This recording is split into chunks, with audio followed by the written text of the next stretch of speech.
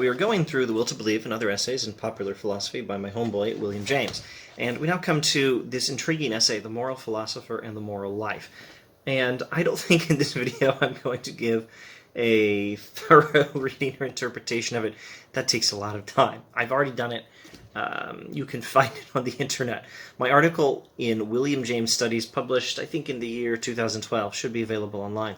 You can Google the title, Taking God Seriously but Not Too Seriously. That's the title. There's some sort of subtitle attached. Okay, so this is my description of James' views, not necessarily my own. James takes God seriously, but I don't think James takes God quite as seriously as one particular interpreter, my friend and a wonderful person, Michael Cantrell, interpreted James as taking God more seriously than I think James, in fact, does. I did my best to explain this particular text, The Moral Philosopher and the Moral Life, in that particular article. Google the title and see what you can find. You might find a short video introduction on this channel. If you want to know what I say about the essay as a whole. For now, let's just look at a couple of quick passages and move on.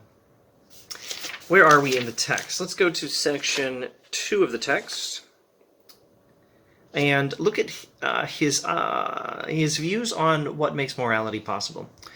Surely there is no status for good and evil to exist in a purely insentient world, a world without sentience. How can one physical fact, considered simply as a physical fact, be better than another? Asks William James, etc., etc.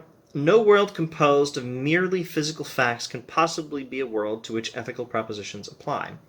Materialism, the idea that all is matter, is not consistent with morality.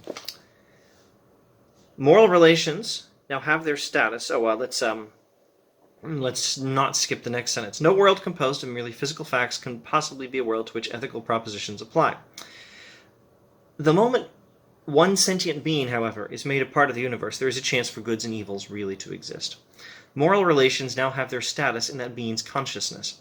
So far as he feels anything to be good, he makes it good. Goodness is rooted in what sentient beings feel.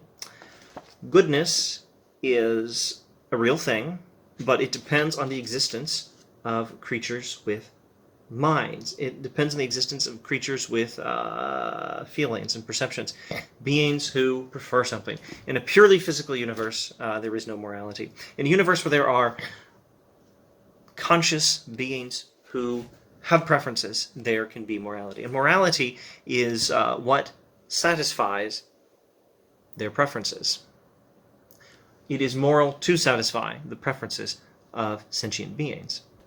Here's another passage where James says more or less the same thing. I think I've skipped, I don't know, maybe 10 paragraphs ahead. Take any demand, however slight, which any creature, however weak, may make, ought it not, for its own soul's sake, to be satisfied.